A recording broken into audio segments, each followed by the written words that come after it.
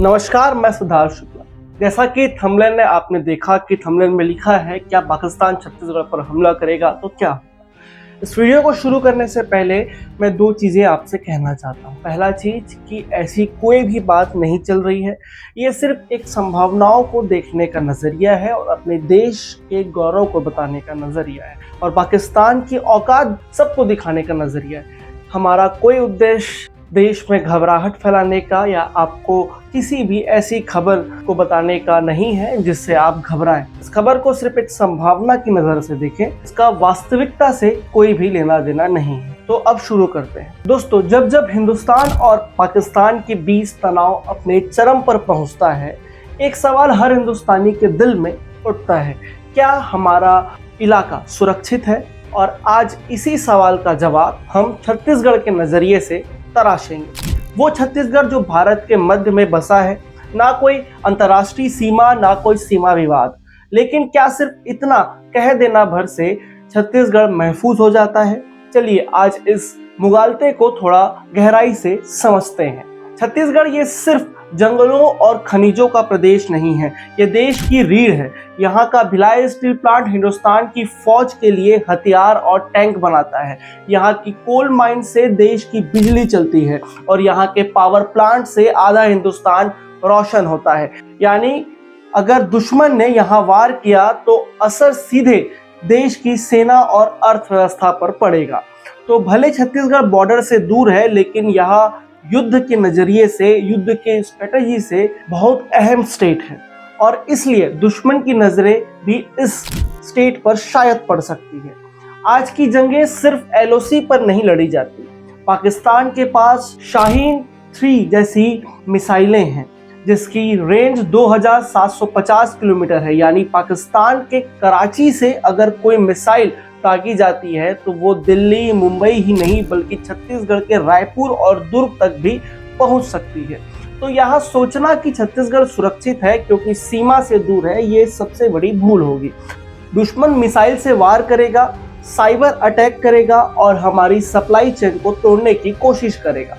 इसलिए अब युद्ध सिर्फ फौज का नहीं बल्कि हर नागरिक का युद्ध बन चुका है और यही वजह है कि आज छत्तीसगढ़ के रायपुर, दुर्ग और बिलासपुर में बड़े पैमाने पर civic defence war mock drill हो रही है। ये ड्रिल्स कोई दिखावा नहीं है, ये असली तैयारी है। आपको सिखाया जा रहा है कि अगर दुश्मन एयर स्ट्राइक करे, बिजली की ग्रिड ठप हो जाए, मोबाइल नेटवर्क बंद हो जाए या खाने पीने की सप्लाई चेन टूट जाए, तो उस वक्त आपको क्या करना होगा? आपको डरना नहीं है, अफरा तफरी नहीं मचानी है, बिल्कुल नहीं।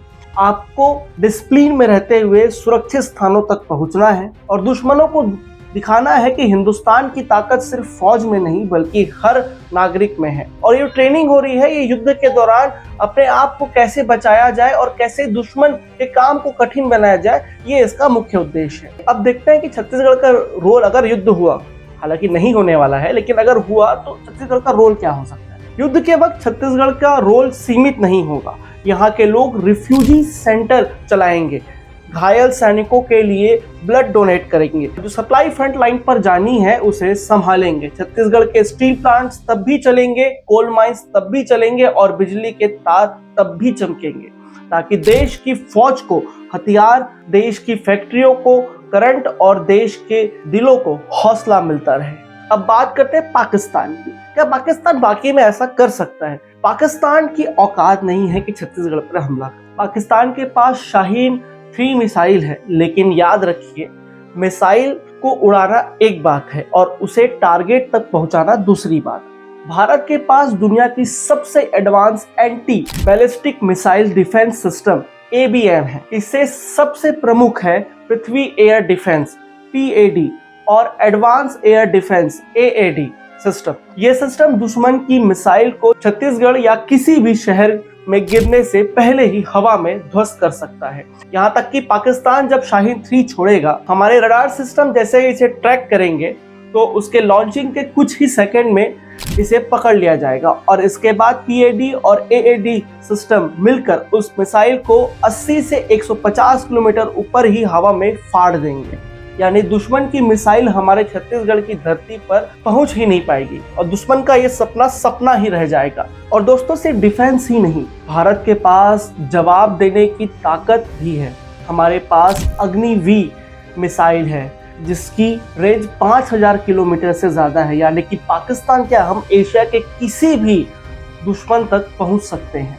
हमारे पास S-400 ट्रायम्फ है, रूस से लाया गया वो एयर डिफेंस सिस्टम जो दुश्मन के फाइटर जेट, क्रूज मिसाइल और यहाँ तक कि बैलिस्टिक मिसाइलों को भी हवा में ही मार गिरा सकता है। तो पाकिस्तान चाहे जितनी भी शाहीनें उड़ा ले, उसकी खिल्ली उड़ाने का काम हिंदुस्तान की सेना और ताकत खुद ही कर देगी। तो दोस्तों, अंत में अगली बार जब भी आपके शहर में सिविक डिफेंस की मॉक ड्रिल हो तो इसे हल्के में मत लीजिए, इसमें हिस्सा लीजिए, सीखिए और तैयार रहिए, क्योंकि देश की सुरक्षा सिर्फ बॉर्डर पर नहीं होती, देश की सुरक्षा गली गली में होती है। छत्तीसगढ़ भले आज शांत है, लेकिन जंग की आज कब किस कोने तक पहुंचेगी ये कोई नहीं जानता, इसलिए तैयार रहना ही समझदारी है। याद रखिए, पाकिस्तान के पास शाहीन है, लेकिन हमारे पास पृथ्वी डिफेंस है, एडवांस एयर डिफेंस है, S-400 है और सबसे बड़ी ताकत हमारी तैयारी है जो हमारी नागरिकों की है।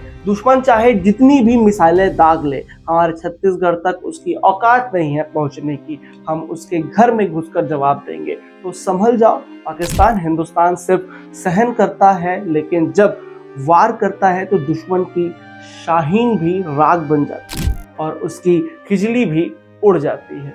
तो अंत में ये पूरी खबर एक संभावनाओं को लेकर थी कि ये अगर होता है तो क्या संभावनाएं।